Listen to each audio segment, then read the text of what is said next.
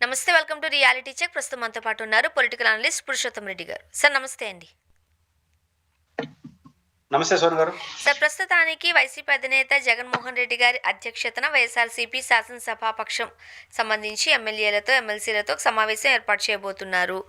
తాజా రాజకీయ పరిణామాలకు సంబంధించి డిఎస్సీలలో జరుగుతున్న అక్రమాలకు సంబంధించి భేటీ కాబోతున్నారు, చర్చించబోతున్నారు. ఒకటి రెండు పక్షాలు, ఒకటి శాసన మండలి, రెండు శాసనసభాపక్షం, రెండు సమావేశం అవుతారు. శాసన మండలిలో ఏ రకంగా ప్రభుత్వాన్ని ప్రశ్నించాలని దిశానిర్దేశం చేస్తారు. శాసనసభకు ఎలాగా పోరు కాబట్టి సరే మీరు అన్నట్టు ముందే ఆడ చెప్తారని, బట్ నాకున్న అంచనా ప్రకారం పోరు కాబట్టి దాన్ని అసెంబ్లీలో జరిగే పరిణామాలు మనం వ్యూహాత్మకంగా ఎలా తిప్పికొట్టాలి, ఈ రెండు దిశానిర్దేశం చేయడం కోసం బహుశా జగన్మోహన్ రెడ్డి గారు ఉభయ శాసనసభాపక్ష సమావేశాలు వేస్తారు. ఖచ్చితంగా శాసన మండలి ఈసారి డిఎస్సి చుట్టూ నడుస్తుంది. డిఎస్సి ఆందోళన చేశారు, పార్లమెంటుకు వేదికగా కూడా దీన్ని ప్రస్తావించారు. కాబట్టి నేచురల్ గా శాసన మండలి డిఎస్సి చుట్టూ రసవత్తరంగా ఉంటుంది.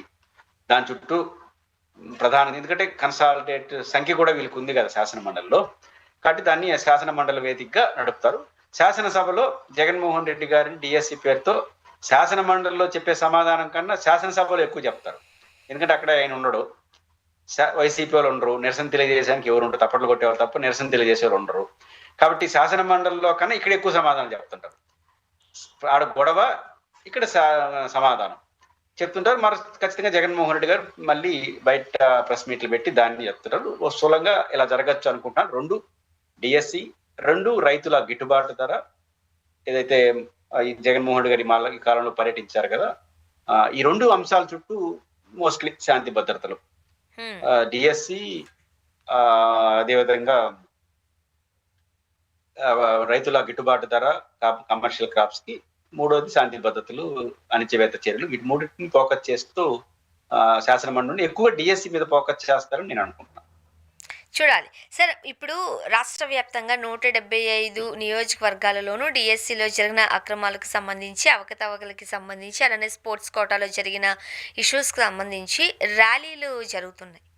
ఎక్కడికక్కడ బ్యారికేడ్లు ఏర్పాటు చేశారు, ఎక్కడికక్కడ వాళ్ళని నిలిపివేసే ప్రయత్నం చేస్తుంటుంటే, ఎక్కడ నిలిపివేస్తుంటుంటే అక్కడే బైఠాయిస్తున్న సందర్భాలు ఈరోజు రాష్ట్ర వ్యాప్తంగా చూస్తున్నాం. మీరు కూడా ఎక్కడో పార్టిసిపేట్ చేసినట్లుగా కూడా విన్నాం. ఏంటి అక్కడ సిచ్యువేషన్ లైవ్ లో చూసారు? ఒకటి రాష్ట్ర వ్యాప్తంగా ఈరోజు, నిన్న భారీ ఎత్తున ర్యాలీలు నిర్వహించారు. నేను కూడా ఈరోజు నగిరిలో రోజా గారు నిర్వహించినటువంటి భారీ ర్యాలీలో సంఘీభావం తెలియజేశాను. ఒకటి, వైఎస్ఆర్ కాంగ్రెస్ పార్టీ చేపట్టినటువంటి ర్యాలీలు కావచ్చు, నిరాహార దీక్షల్లో తెలుగుదేశం ప్రభుత్వం రూపం పైన ఎక్కువ చర్చిస్తా ఉంది. రూపం అంటే అక్కడ ఎవరెవరు పాల్గొన్నారు, దాంట్లో డిఎస్సి ఎవరు రాసినారు, వాళ్ళ ఆల్ టికెట్ నెంబర్లు ఏంటి, పాల్గొన్న వాళ్ళు వయసు ఏంటి, ఇవన్నీ చర్చిస్తారు. ఎక్కువ చర్చించద్దు, ఇది 10% చర్చించండి, 90% ప్రశ్నలకు సమాధానం చెప్పండి. ప్రధాన ప్రశ్నలు ఏంటి స్వర్ణ గారు? ఒకటి, నవీన్ అనే వ్యక్తి పేపర్ సెట్టింగ్ డిపార్ట్మెంట్ లో, సాధారణ భాషలో చెప్పాలంటే అవుట్ సోర్సింగ్ ఎంప్లాయ్, ఎన్ఓసి సైతం తీసుకోకుండా ఎగ్జామ్ రాసినాడు, టాప్ ర్యాంక్ తెచ్చుకున్నాడు. ప్రభుత్వం ఏముంటుంది, టాప్ ర్యాంక్ ప్రకటిస్తుంది, ఈ విషయం తెలుసుకున్న వెంటనే పేపర్ సెట్టింగ్ ఆఫీసులో ఉన్నాడు కాబట్టి ఆరోపణలు వస్తాయి కాబట్టి అతనికి ఉద్యోగం ఇవ్వాల.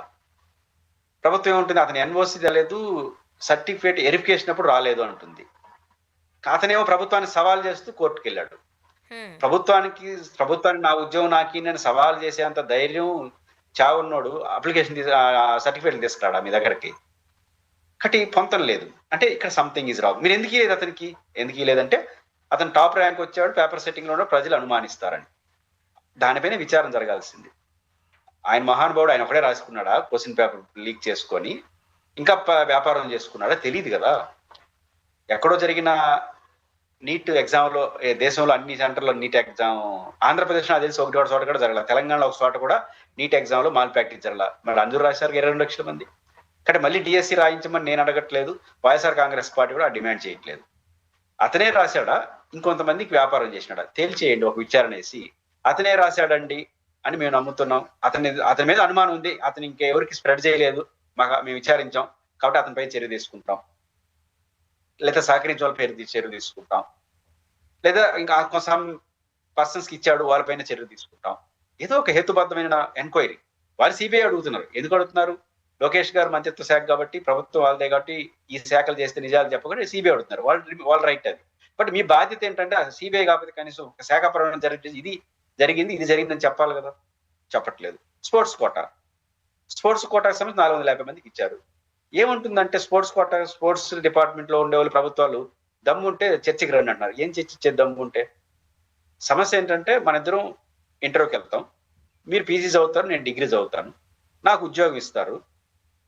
పీజీ వాళ్ళకి ఇవ్వరు అనుకోండి. ఏం చేస్తారు? ఫస్ట్ మన ఇద్దరు పేర్లు నోటీస్ బోర్డులు వేసి చెప్తే అప్పుడు లోపాలు బయటపడతాయి. అసలు మీ పేరే చెప్పకుండా నా పేరు ఓటేసి డిగ్రీ తీసుకురానంటే మీరు ఎవరు తీసుకొస్తాడు? కాబట్టి ఫస్ట్ ఆఫ్ ఆల్ స్పోర్ట్స్ కోటాలో ఎంతమంది అప్లై చేసినారు? ఏ ప్రయారిటీ కింద 450 మందికి ఇచ్చారు? మీన్స్ ఎందుకంటే ఇక్కడే కీలకం. ఆరోపణ అన్ని స్పోర్ట్స్ కోటా కింద వస్తుంది. ప్రభుత్వం మెల్లిగా పలానా బ్రిడ్జ్ కోర్స్ కి ఇచ్చారు. ఇది కాదు క్వశ్చన్. నేషనల్ సర్టిఫికేట్స్ ఉంటాయి, ఇంటర్నేషనల్ సర్టిఫికేట్స్ ఉంటాయి, స్టేట్ సర్టిఫికేట్స్ ఉంటాయి. ఏది స్పోర్ట్స్ లో. ఇప్పుడు నేషనల్ లో వచ్చారనుకోండి, 100 మంది వస్తారు, 50 పోస్టులు ఉంటాయి. అప్పుడు ఏం చేస్తారు? అన్ని నేషనల్ అనుకోండి. నేషనల్ లో ఫస్ట్ ఇది ఉంటుంది. ఏది? ప్రభుత్వం దృష్టిలో హాకీ, ఫుట్బాల్, క్రికెట్ ఇట్లా రైట్. అప్పుడు క్రికెట్ వాడు ఫుట్బాల్ వాడు అనుకోండి, ఫుట్బాల్ వాడికి ఇస్తాడు. హాకీ వాడు అనుకో, హాకీ వాడు. ఇట్లా బైఫర్కేషన్ చేయాలి. అప్పుడు మీరు ఎంతమంది అప్లై చేశారు, ఏ సర్టిఫికేట్ ఇచ్చారు, మేము ఏం చేసినాం, ఈ బైఫర్కేషన్ ఇస్తే లోపాలు బయటపడతాయి. అప్పుడు చర్చించవచ్చు. మీరు చేయాల్సిన పని చేయకుండా దమ్ముంటే తీసుకురావడం బాధ్యత అంటే ఎవడు బాధ్యత? 3,50,000 ఎవడు తీసుకొస్తాడు? మీరు ఏ ప్రాతిపదిక ఇచ్చారో తెలిస్తే కదా. కాబట్టి ఈ ప్రశ్నకి సమాధానం చెప్పకుండా ఎదురుదాడి చేయడం మంచిది కాదు. కాబట్టి ప్రభుత్వం ఇప్పటికైనా సమాధానం చెప్పకపోతే 3,50,000 మందితో పాటు ప్రజలందరూ కూడా ఇదేమో జరిగిందంటే ఇది ప్రభుత్వానికి మాయన మచ్చ, ప్రభుత్వ వ్యవస్థకు మంచిది కాదు. అందువల్ల ఇది ఒక డెమోక్రటిక్ మూవ్మెంట్ కాబట్టి నేను కూడా ఈ రోజు నగిరిలో రోజా గారితో కలిసి పాల్గొన్నాను. అక్కడ పరిస్థితి కాస్త భిన్నంగా కనిపిస్తోంది. హౌస్ అరెస్టులు చేస్తున్నారు, నోటీసులు ఇస్తున్నారు. అంటే ఇప్పుడు మీరు అన్నట్టుగా ప్రజాస్వామ్యబద్ధంగా ఎవరైతే ఇబ్బంది పడ్డారో వాళ్ళకి సంబంధించి వాళ్ళు మాత్రమే పార్టిసిపేట్ చేయరు కదా. ఇప్పుడు ఒక ఇంట్లో ఉద్యోగం వచ్చేస్తుందని అనుకున్న వాళ్ళకి ఎక్కడో అవకతవక జరిగేది అది ఆగిపోయింది లేదనంటే ఇంకొక రీజన్ ఏదో చూపిస్తూ ఉన్నప్పుడు వాళ్ళకి సంఘీభావంగా కూడా మరి కొంతమంది పాల్గొంటారు. మనం ఢిల్లీలోని జంతర్ మంతర్ దగ్గర కూడా అదే చూసాం. మీరు డిఎస్సి రాశారా? లేదు కదా. నేను రాశానా? మన ఎందుకు చర్చించాలి అంటే ఇంకేం చెప్తాం? అదే అంటున్నా. ఒక జర్నలిస్ట్ గా మీకు ఒక సామాజిక బాధ్యత, ఒక అనలిస్ట్ గా నాకు ఒక సామాజిక బాధ్యత. మీకేం సంబంధం అంటే వాడు రాసినోడు చేయాలంటే ఇంకెవడు పని చేయాల్సిన అవసరం లేదు. మరి చంద్రబాబు గారు ఎందుకు యువత గురించి మాట్లాడారు? ఆయన కూడా జగన్మోహన్ రెడ్డి గారు రైతుల గురించి మాట్లాడారు. ఆయన ఈ క్రాప్ వేశాడా? పాయింట్ ఏంటంటే ఒక ప్రజానాయకులుగా ఉండేవాళ్ళు పనిచేస్తారు. ఇప్పుడు ఉదాహరణకు రాష్ట్రంలో గ్రూప్ 1 పోస్టులు ఫిలప్ చేయమని లక్షలాది మంది ఈదుల్లోకి వస్తారు. పోస్టులు ఎన్ని ఉంటాయి? 40-50 ఉంటాయి. అంతేగా గ్రూప్ 1 పోస్టులు. మరి ఈ లక్షలాది మంది వస్తారు, మీకేం పని? 50 మందికి వచ్చేది. ఆ 50 ఎవరు రాస్తారో, ఎవరికి వస్తుందో ముందే ఊహించుకుని వాళ్ళే రండి ఈదుల్లో కంటే అయ్యే పని అది. కాబట్టి సామాజిక బాధ్యత ఉంటుంది. సమాజం ఎప్పుడు కూడా బ్రాడర్ గా స్పందిస్తుంది. కాబట్టి ఇక్కడ నాకు అర్థమైనంత వరకు అవన్నీ ప్రభుత్వానికి తెలుసు. సమస్య ఏంటంటే సమాధానాలు లేవు. సమాధానం లేనప్పుడు ఏదే విషయాలు పోతారు. గోయిందా అన్నారు. ఇట్లాంటివి రోజు ఇట్లాంటి చర్చలు పెట్టుకుంటే లాభం అంటే ఇట్లాంటి చర్చలు ఎక్కువ చేస్తున్నారంటే మౌలికమైన ప్రశ్నలకు వాళ్ళ దగ్గర సమాధానం లేనప్పుడు ఇట్లాంటి డైవర్షన్ డిస్కషన్ లేదా ప్రభుత్వం అధికారం ఉంది కాబట్టి అరెస్టులు చేయడం. విజయవాడ లాంటి చోట ఏకంగా తంతాను కొడతాను అని చెప్పి ఎమ్మెల్యే గారు మాటలు ఎందుకు వస్తున్నాయంటే ఆన్సర్ లేదు కాబట్టి వస్తున్నాయి. మరోపక్క లోకేష్ గారు రాజీనామా చేయాల్సిందే అంటూ పట్టుబడుతున్నారు. ఇక లోకేష్ గారేమో డిఎస్సి అంటేనే టీడీపీ, టీడీపీ అంటేనే డిఎస్సి. ఎంతమంది అంటే మొన్నకు మనం చూసాం, ఎవరైతే ఆ డిఎస్సిలో జాబ్ వచ్చిందో వాళ్ళందరూ ర్యాలీ చేశారు. ఎంతమంది బయటకు వచ్చి మాట్లాడుతున్నా సరే గొడ్డలు పార్టీకి అసలు చెమ్ముకుంటున్నట్టు కూడా లేదు, బుద్ధి రావడం లేదంటూ వాళ్ళు వ్యాఖ్యానిస్తున్నారు. ఎలా చూడాలి? అంటే స్వర్ణ గారు బేసిక్ గా డిఎస్సి అంటే తెలుగుదేశం డిఎస్సి క్యాప్షన్ బాగుంది, నాకేం అభ్యంతరం లేదు. ఇక్కడ సమస్య మీరు నిర్వహించలేదని ఓడినాడు. మీరే నిర్వహించింది డిఎస్సి. ఎవరు నిర్వహించారు? మీరు నిర్వహించలేదు. మిమ్మల్ని రాజీనామా చేయమంటారు. ఏదో పరావిడ నిర్వహించారు. తెలుగుదేశం ప్రభుత్వం నిర్వహించిన ఆరోపణలు ఉన్నాయి కాబట్టి నేను రాజీనామా అడగట్లేదు. నాలాంటి వాళ్ళు మీలాంటి వాళ్ళు కోరితే ప్రాపర్ ఎంక్వైరీ చేసి ఆన్సర్ చేయండి స్వామి. తప్పులు జరిగితే చర్యలు తీసుకొని లేకపోతే వద్దు అన్నాం. దీన్ని చేయకుండా డిఎస్సి అంటే అదేంటే. రెండోది ఉద్యోగస్తులు 16,000 మంది ఈదుల్లోకి వచ్చారు. వైఎస్ జగన్మోహన్ రెడ్డి గారు కానీ వైఎస్ఆర్ కాంగ్రెస్ పార్టీ ఎక్కడ కూడా తిరిగి ఎగ్జామ్ పెట్టాలని డిమాండ్ చేయట్లేదు. వాళ్ళు చేస్తుంది ఏంది, కొన్ని అనుమానాలు వచ్చినాయి వాటిపైన విచారణ జరపండి. ఆ విచారణలో తెలుగుదేశం పార్టీకి సంబంధించిన వాళ్ళు ఇంకోరు వాళ్ళు అలిగేషన్ ఉన్నాయి, నిగ్గు తేల్చండి, తప్పులు జరిగిన చోట చర్యలు తీసుకోండి. అంతవరకు నైతిక బాధ్యత లోకేష్ గారు రాజీనామా. దీనికి ఆ 16,000 మంది ఉద్యోగుల పొందడానికి ఏం సంబంధం? మహా అంటే స్పోర్ట్స్ కోటాలు ఏమన్నా ఇన్బ్యాలెన్స్ అయి ఉంటే రానోడికి ముందు వస్తాడు, వచ్చినోడు ఎవరినోటో ఒకటి తిరిగిపోతారు. అదర్ దెన్ 16,000 మందికి ఏం సమస్య? 16,000 మంది మాల్ ప్రాక్టీస్ లో పాల్గొన్నారని, 16,000 మంది మాల్ కాపీయింగ్ చేసుకొని ఉద్యోగం పొందారని ఎవరన్నా అన్నారా? వైఎస్ఆర్ కాంగ్రెస్ పార్టీ కానీ జగన్మోహన్ రెడ్డి గారిని ఎక్కడైనా డిఎస్సీని రద్దు చేయమని చెప్పి డిమాండ్ చేశారు. నేను ఈ రోజు ర్యాలీలో పాల్గొన్నాను. రోజా గారు స్పష్టంగా మాట్లాడారు. రోజా గారు స్పష్టంగా మాట్లాడింది కూడా ఏంటి, నెంబర్ 1 నేను ఇంతకు ముందు మాట్లాడిందే తప్ప మొత్తం మంది రాజీనామా చేసేయండి అని ఆమె కూడా అనట్లేదు, జగన్ గారు అనట్లేదు, ఎవరు అనట్లేదు. మీరు ఎందుకు అంటున్నారు అంటే వాళ్ళని కొంచెం రెచ్చగొట్టడం, కట్టి వాళ్ళ ద్వారా మాట్లాడించడం ఏదో చేస్తున్నారు. సమస్య ఆరోపణలు వచ్చింది 16,000 మంది పరీక్ష రాసి ఎగ్జామ్ పాస్ అయిన వాళ్ళ మీద కాదు, నిర్వహించిన మన పైన వచ్చిన ఆరోపణలు, వాళ్ళపైన నేను సంబంధం. వాళ్ళు కూడా ఆరోపించారు. పరీక్ష నిర్వహించిన మంత్రిత్వ శాఖ పైన నైతిక బాధ్యత వహించాల్సిన లోకేష్ గారి పైన ఆరోపణలు చేస్తున్నారు. కానీ సంబంధం లేని ఉద్యోగం పొందిన వాళ్ళకి ఏమో సంబంధం, వాళ్ళుగా సమాధానం చెప్పాల్సింది ప్రభుత్వం సమాధానం చెప్పాలి. అండ్ అదానీ గ్రూప్ అధినేత గౌతమ్ అదానీకి అమెరికాలో ఏదైతే కేసు ఉందో న్యాయస్థానంలో బిగ్ రిలీఫ్ వచ్చింది. ఫస్ట్ ఆఫ్ ఆల్ ఏం చెప్తారు? అండ్ మరీ ముఖ్యంగా ఇటువంటి క్రిమినల్ కేసుకు సంబంధించి మళ్ళీ విచారణ చేపట్టరాదు అని కూడా చెప్పింది. గౌతమ్ అదానీ గొడవ ఎక్కడ, మనకు రిలేషన్ ఏంటి?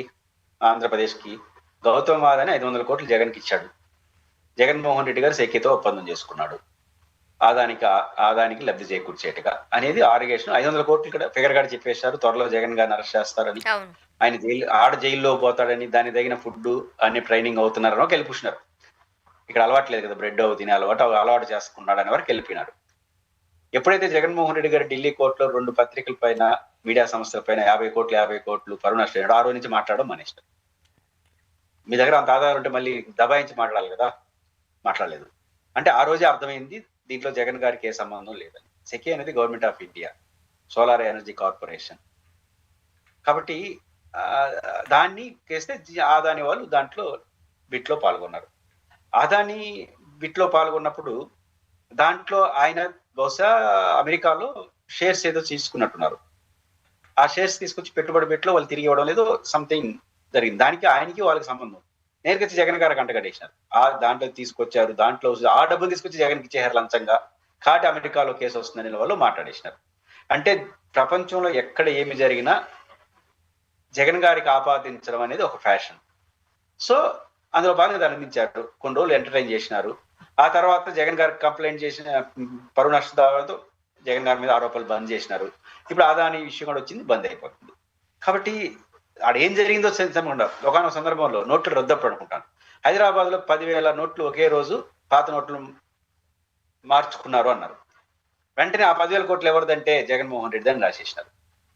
అంటే కట్లుగా లోటస్ పాంట్ లో పెట్టుకున్నాడు కింద, ఇప్పుడు బయట పెట్టాడు అని. ఎవరన్నా భారీ పెట్టుబడిదారులు డబ్బులు తీసుకొచ్చే సినిమా లోపల ఆంధ్రాలు వేసి పెట్టుకోవడానికి 10,000 కోట్లు, అది కూడా. అంటే ఇట్లా ఉంటాయి ఆరోపణలు. కాబట్టి ఎక్కడ ఏం జరిగినా మన జగన్ గారికి ఆపాదించాలి. అందులో భాగంగా ఆదానికి ఆపాదించారు. ఇప్పుడు ఆదానితోనే పెట్టుబడులు పెట్టించుకున్నారు. మళ్ళీ ఆయన గొప్పవాడని ఆయన సన్మానిస్తారు రేపటి నుంచి. కాబట్టి ఇది ఒక రాజకీయపరమైన వ్యూహంలో భాగంగా ఎక్కువ రోజులు జరగదు అంటున్నాను. రియాలిటీ లేకుండా మాట్లాడితే ఇట్లే అవుతుంది. సార్, మరోపక్క ఆంధ్రప్రదేశ్లో విద్య, వైద్యం, తాగే నీళ్లు, రవాణా ఇవన్నీ కూడా పీపీపీ విధానంలోకి వెళ్ళిపోయాయి. ఆల్రెడీ దానికి సంబంధించి కూడా మాట్లాడారు. 1,500 కోట్లు కూడా కేటాయించడం మనం చూసాం. ఏంటి పరిస్థితి? ఒకటి ఇక్కడ ప్రాబ్లం ఏంటంటే, మెడికల్ కాలేజీలు ఎప్పుడైతే పీపీఏ పద్ధతిలో తీసుకొచ్చారో ఇంకా అన్ని తీసుకొస్తారనలో సందేహం లేదు. కాబట్టి ఆందోళన ఉంది కానీ ఆశ్చర్యం కాదు. ఇప్పుడు ప్రభుత్వానికి బాధ్యత ఉండాలంటే, ఇప్పుడు పెట్టుబడిదారి విధానానికి మూలం బ్రిటిష్, ఇంగ్లాండ్. వాళ్ళు కూడా విద్యా వైద్యం, ప్రాథమిక విద్యా వైద్యం ప్రభుత్వ రంగంలో ఉంటుంది. అమెరికాలో ఒక ప్రాథమిక విద్య, అమెరికా టాప్ మోస్ట్ క్యాపిటలిస్ట్ దేశం. కానీ మనకి ఏ పద్ధతి ఉందో అర్థం కాదు. దేని ప్రైవేటీకరణ చేయాలి, దేని ప్రైవేటీకరణ చేయాలి. ప్రైవేటీకరణ అంటే వ్యతిరేకత వస్తుంది కాబట్టి పీపీఏ కొత్త పద్ధతి తీసుకొచ్చారు, పబ్లిక్ ప్రైవేట్ పార్ట్నర్షిప్. ఇక్కడ పబ్లిక్ ఉంది కదా అంటారు. పబ్లిక్ ఎంత ఉంది అనేది వేరే సంగతి. కాబట్టి ప్రైవేటీకరణ అనేది రూపమే పీపీఏలు. కాబట్టి మెడికల్ కాలేజీలు పీపీఆర్ తీసుకొచ్చారు. ఇంకా మీద అన్ని పీపీఆర్ పద్ధతి తీసుకొస్తున్నారు. అంటే మాకేం బాధ్యత లేదు, మేము ఫెసిలిటేటర్ మాత్రమే ప్రభుత్వం అనేది. ఈ సంతకాలు పెట్టుకుంటా జీవోలు ఇచ్చుకునేదానికి తప్ప ఇంకోటి బాధ్యత లేదనే పద్ధతిలో ప్రభుత్వం వ్యవహరిస్తా ఉంది. ఆర్టీసీలో పీపీఏ పద్ధతి తీసుకొస్తున్నారు, పోర్టుల్లో తీసుకొస్తున్నారు. దీనికి చంద్రబాబు గారు చాలా అద్భుతమైన కథ చెప్పాడు. శంషాబాద్ ఎయిర్పోర్ట్ మాది అంటారు, అక్కడ పీపీఏ పద్ధతిని అమలు చేసినారు. మెడికల్ కాలేజ్ మాత్రం పీపీఏ వద్దంటారు, ఇది మాదంటారు, ఇది అంటారు. ఈ నర్మగర్భంగా చంద్రబాబు గారు ఒక మాట ఉన్నారు, శంషాబాద్ భోగాపురం ఎయిర్పోర్ట్, శంషాబాద్ ఎయిర్పోర్ట్ కూడా పీపీఏ పద్ధతిలే. కానీ భోగాపురం ఎయిర్పోర్ట్ మాదంటారు, కానీ అక్కడ పీపీఏ పద్ధతిని అంగీకరించి ఇక్కడ అంటే ఇండైరెక్ట్ గా భోగాపురం జగన్ గారి ఖాతా అని ఈ రోజు ఒప్పుకున్నాడు చంద్రబాబు నాయుడు గారు. పాయింట్ ఏంటంటే భోగాపురం ఒక ప్రైవేట్ ఇంటర్నేషనల్ ఎయిర్పోర్ట్ లో మీరైనా నేనైనా ఎవరైనా అవకాశం ఉన్న ఫ్లైట్ ఎక్కుతారు. దాన్ని పీపీఏ పద్ధతి ఇవ్వడానికి మీరైనా నేనైనా కాదు, సాధారణ పేదవాడు కూడా వైద్యం అనేది అనివార్యం, ఎవరికైనా రోగం వస్తుంది. కానీ వాళ్ళు పోరు కదా, ఎవరికైనా ఫ్లైట్ ఎక్కాల్సిన అవసరం లే. అవసరమైన ఎక్క లేకపోతే రైల్లో ఎక్కుతాడు, లేకపోతే బస్సులో ఎక్కుతాడు, చాలా మార్గాలు ఉన్నాయి ప్రయాణాలు. కానీ అది పరిమితం. డబ్బు నోళ్ళు వరకు వెళ్ళచ్చు, మిగతా వెళ్ళకపోవచ్చు. కానీ వైద్యం అట్టగా అందరికీ అవసరం కదా, అత్యవసరం కదా. దాంట్లో పీపీఏ పద్ధతి ఏంటి, అసలు పోలికేంటి దానికి దీనికి? కాబట్టి అది సరైనది కాదు, కానీ అనివార్యం. భవిష్యత్తులో పీపీఏ పద్ధతిలో అన్ని రంగాల్లో ప్రైవేటీకరణ వస్తుంది. అంటే దీనివల్ల ఇప్పుడు యూజర్ ఛార్జెస్ ఏవైతే ఉంటాయో అవి అమలు చేయబడతాయి, ఎక్స్పెన్సివ్ అవుతాయి. అండ్ ఎవరైతే ఈ ప్రైవేట్ కంపెనీస్ ఉన్నాయో వాళ్ళకి వడ్డీ లేని రుణాలు ఇస్తున్నారు. అంటే కావాలనే కట్టబెడుతున్నట్లుగా కనబడడం లేదు. అంటే ఒకటి ఇక్కడ ఏమవుతుందంటే మనకు బేసిక్ పాయింట్ ఏంటంటే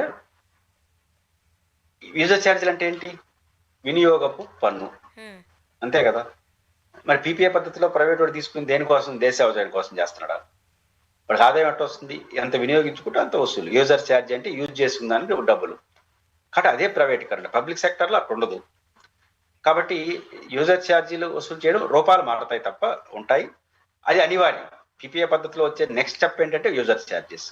కాబట్టి యూజర్ ఛార్జెస్ అన్నింటిలో భరించలేం కాబట్టి వద్దంటా ఉండేది. కొన్ని విద్య, వైద్యం లాంటి విషయాల్లో అత్యవసరం ఉంటాయి, పేదలు ఉంటారు, ధనికులు కూడా కొన్ని సందర్భాల్లో హాస్పిటల్లో ₹1,00,000 అయితే బతకలేని పరిస్థితి వస్తుంది. సో ఇట్లాంటి కీలక రంగాలు ఎమర్జెన్సీ వింగ్స్ ప్రభుత్వం చేతిలో ఉండాలని చెప్పి అందుకే అంటే పీపీఏ పద్ధతికి వచ్చే మొదటి ఫలితం యూజర్ ఛార్జీలు, అవి అనివార్యంగా వస్తాయి. వడ్డీ లేని రుణాల సంగతి ఏం చెప్తారు మరి? వైబిలిటీ బ్రిడ్జ్ ఫండ్ అనే పేరుతో ఏది వడ్డీ లేని రుణాలు? ఇప్పుడు ఎవరైతే ఈ ప్రైవేట్ సంస్థలకి ఇవన్నీ పీపీపీ విధానాన్ని అప్పచెప్తున్నారో వాళ్ళకి వడ్డీ లేకుండా రుణాలు గవర్నమెంటే ఇస్తోంది. బ్యాంక్ ఇక్కడ ఇస్తున్నాయి పోటీపడి.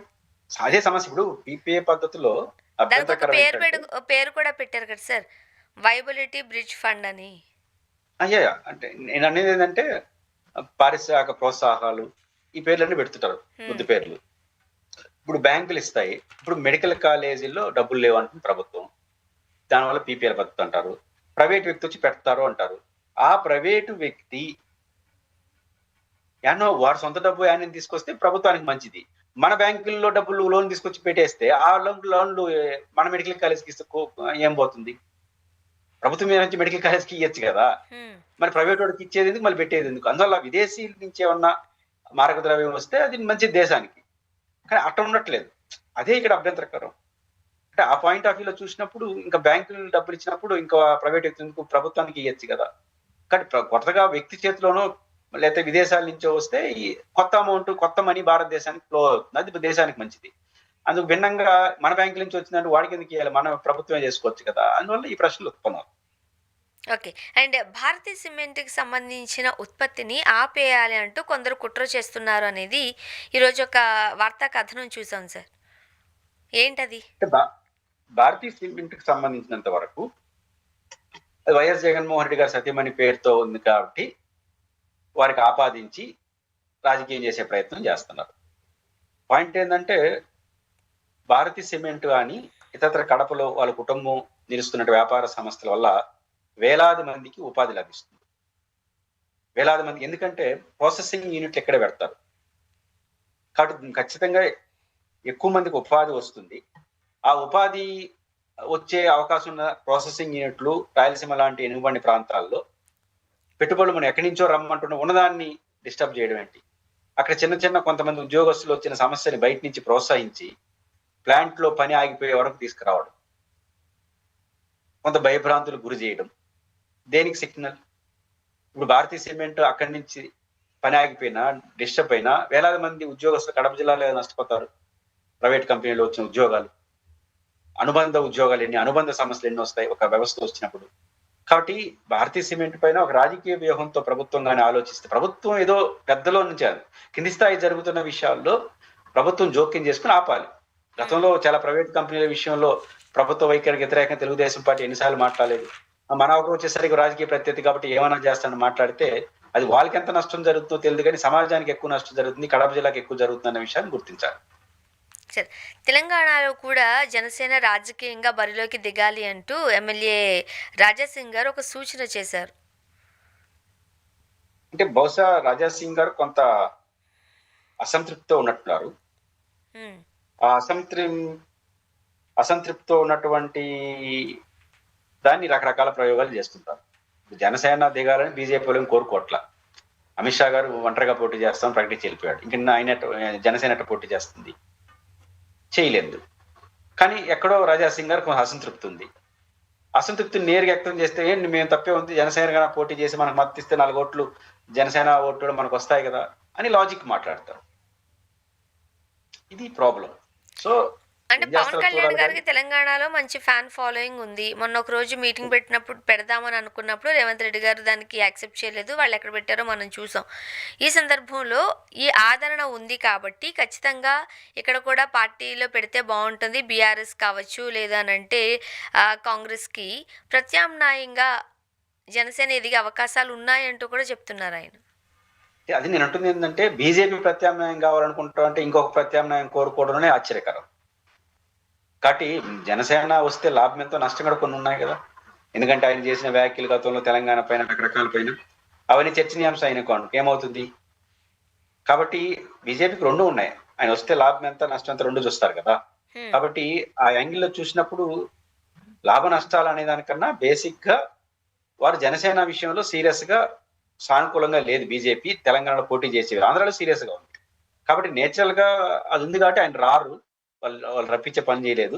రాజాసింగ్ గారు ఎక్కడో కొంత అసంతృప్తి ఉంది, అసంతృప్తిని ఈ పద్ధతిలో బయట పెడతా ఉంటాడు. అక్కడ అసంతృప్తి అనుకో మళ్ళీ బీజేపీ ఒకటే చాలా మధ్యలో ఈయన ఎందుకని అంటాడు. సార్, విజయసాయి రెడ్డి గారి గురించి మనం మాట్లాడుకున్నట్లయితే ఆయన వైసీపీ నుంచి బయటకు వచ్చేటప్పుడు ఎటువంటి ఒక రకంగా చెప్పే ఆరోపణలు చేయలేదు. బట్ నేను వ్యవసాయం చేసుకోవడానికి సిద్ధంగా ఉన్నాను, నాకు ఆ వ్యవసాయం కావాలి, నేను రాజకీయాలకు దూరంగా ఉంటున్నాను అని అన్నప్పటికీ కూడా గ్యాప్ లేకుండానే అప్పటికి జరిగిన తాజా పరిణామాలకు సంబంధించి, కరెంట్ అఫైర్స్కి సంబంధించి ఆయన స్పందించారు. ఈరోజు విజయసాయి రెడ్డి గారు భారత్ జన వికాస్ అంటూ ఒక కొత్త పార్టీ పెట్టబోతున్నారు అనేది ఒక వార్త. ఏమంటారు? రాజకీయ పార్టీలు ఎవరు పెట్టినా ఎన్ని పెట్టినా దాన్ని వెల్కమ్ చెప్పాల్సిందే. రాజకీయాల్లో ఎక్కువ పార్టీలు ఉంటే ప్రజలకు ఆప్షన్స్ ఉంటాయి. నేను విజయసాయి రెడ్డి గారు వ్యవసాయం చేయడానికి వెళ్తారు అని ఆ రోజు మాట్లాడినప్పుడు చెప్పాను. ఆయన రాజకీయ వ్యవసాయం చేస్తాడు భవిష్యత్తులో అని చెప్పాం. ఇప్పుడు అదే చేస్తున్నారు.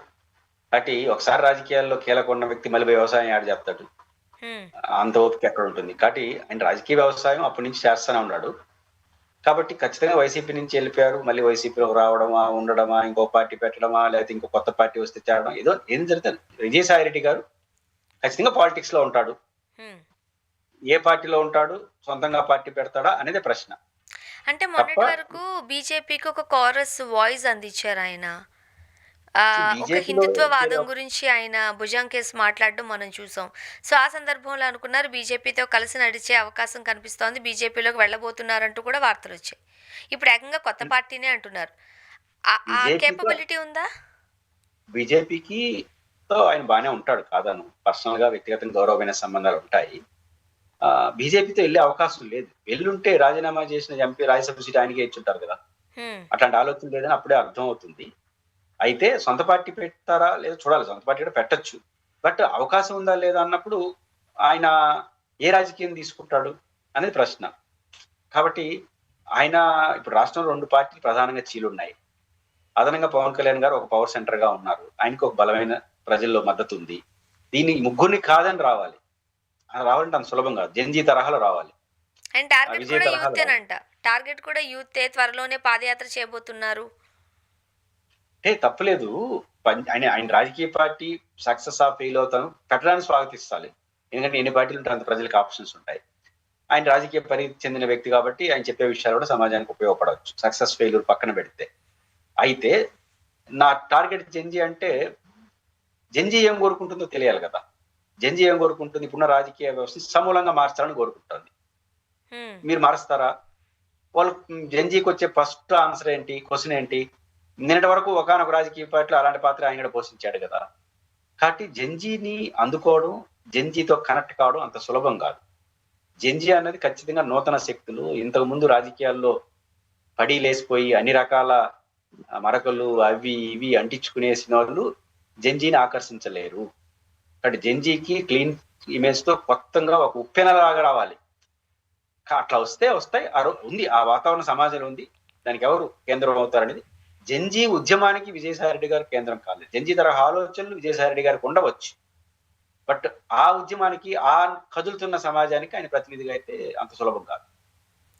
థ్యాంక్ యూ సో మచ్ అండి. మీ అభిప్రాయాలు పంచుకున్నారు. Thank you. ఇది వాళ్ళ రియాలిటీ చెక్. Stay tuned.